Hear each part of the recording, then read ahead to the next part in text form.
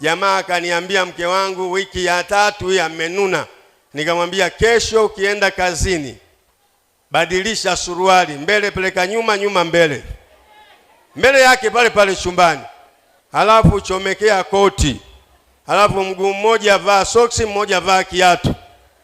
Nikamwambia wewe tumia akili, uhitaji maombi, tumia bongo. Jamaa akanisikiliza. Amevaa hivyo, mke wake anamchungulia kwenye shuka.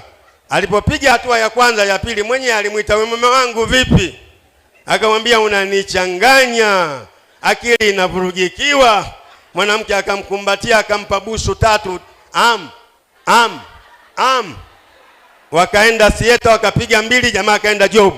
Ugomvi ukaishia hapo. Tumia bongo mwanamke, acha vineno. Kama umekunywa supu ya ulimi wa mbuzi, amen. Mwambie jirani yako, una maneno, una vineno.